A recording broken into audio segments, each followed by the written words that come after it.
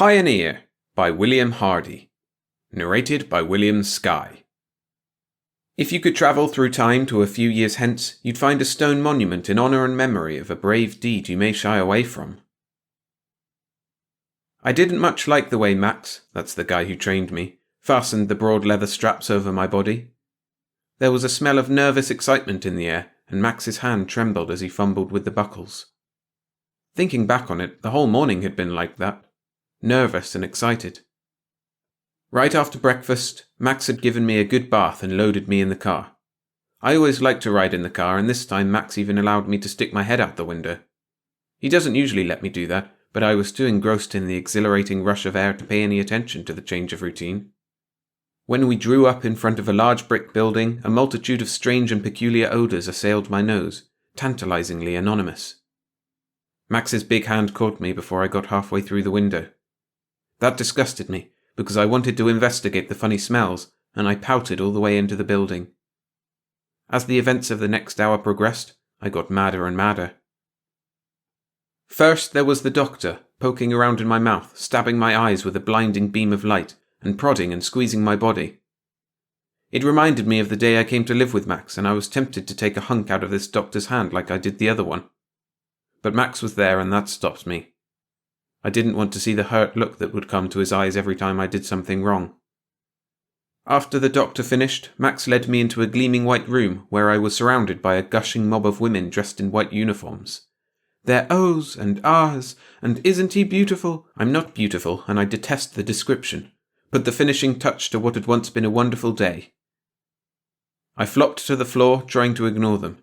Then, indignities of indignities, one of the girls tried to pick up my 80 pounds of blue-grey masculinity. That was the last straw. I let out a deep-throated growl and sprang clear of her encircling arms. Fangs bared, ears flat against my head, I must have presented a terrifying appearance to the women, because they fled to all corners of the room, squealing and bleating like a bunch of sheep. For the fun of it, I made a short dash at the one who had tried to pick me up. With a high-pitched scream, she slumped to the floor in a dead faint. I could hardly keep from laughing as I turned to search for a new victim. About this time, Max came barging through the door and grabbed me by the scruff of the neck, putting an end to my fun. He wasn't mad, although he pretended to be, and I could detect the humour in his voice while he scolded me. Back in the car again, Max roared with laughter while patting me on the head and saying, "You old devil, you!" in that special way he has when amused at something I've done. When he finally got control of himself, he started the car and drove in the direction of the funny smells. As the smells got stronger, I began to get uneasy. Looking at Max, I sensed that he was uneasy too. What was going on? I wondered as the car dipped down a ramp and entered a dimly lit cave where the smells became overpowering. The cave was jammed with huge tank trucks, and that was where the strange smells were coming from. I don't know what was in the trucks, but Max said something about nitric acid and hydrazine fuel when he noticed my interest in them. Leaving the car, we walked down a short passage branching off the cave, climbed a couple of flights of stairs, and emerged in the bright sunlight. I nearly yipped in surprise as I caught sight of the overgrown thing beside me. It looked for all the world like a giant cigar that had been cut in half and stood on end. There were still 3 or 4 trucks around the base of the thing, and a kind of fear spread through my mind. The magic of the strange smells was gone, and here, at close quarters, the smell was raw and uninviting. Max led me to a group of men, and they talked for a few minutes. I didn't pay much attention to what they said until one of them, a big man with a lot of stars on his shoulder, reached down and patted my back. "Better get him loaded," said the star man. "Only 10 minutes till blast off." Max led me to a kind of open-air elevator and started up the side of the gleaming monster. At the top, Max put me into a padded cage inside the cigar, fastened the straps and patted me. Then he was gone, and a large door slid into place, leaving me in vile-smelling pitch darkness. I lay there quietly, but the uneasy feeling kept getting worse. A sudden hissing noise nearly scared me to death. Then I remembered my training. The hissing was only air, the same as had been in the cage at home, and wouldn't hurt me. Even so, I struggled against the straps, trying to reach them with my teeth. Nothing doing, and again I lay quiet, waiting. I must have dozed off, because the next thing I knew my cage was trembling violently, and a powerful roaring dinned in my ears. This lasted only a second, then something crushed my body flat in the cage. My legs grew heavy and a racking, tearing pain ripped at my muscles. A black film blotted out the lighter blackness of my cage.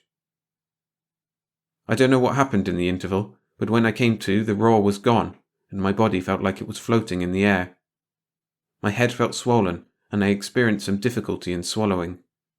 I couldn't hear a thing except the hiss of air, and I was suddenly overcome by the feeling that I was a long way from home. Slowly, I became aware that my body was regaining its weight. The cage was becoming quite warm now, and I licked my nose, wishing for a cold drink of water. Suddenly, I was jerked against the straps, and I forgot all about my other troubles. The jerks didn't hurt me as much as they scared me. I had experienced somewhat the same thing when Max hit the car brakes hard, but he wasn't here to pat me reassuringly. The cage was getting real hot now, and the jerks were coming with increasing frequency. The air had stopped too, and I desperately wanted a drink. The last thing I remember before the crash was wishing that Max would open the door and let me out like he always had at home. Max's gentle voice sounded a long way off. "Good boy," he kept repeating. "Good boy." I couldn't find the strength to open my eyes, so I just lay quietly and listened to the talk, thankful that the smell, that had penetrated the entire day, was gone now. "I was afraid that those parachutes wouldn't cut the speed enough to get him down alive," said the starman who had patted my back earlier. "No sign of radiation," said a strange voice. "His blood count is normal, and he isn't hurt physically unless there are internal injuries." "What about his weakness?" asked Max, patting me. "You'd be weak too if you had been through the ordeal he has," said Strange Voice. "He'll get over that soon and live to father a good many space puppies."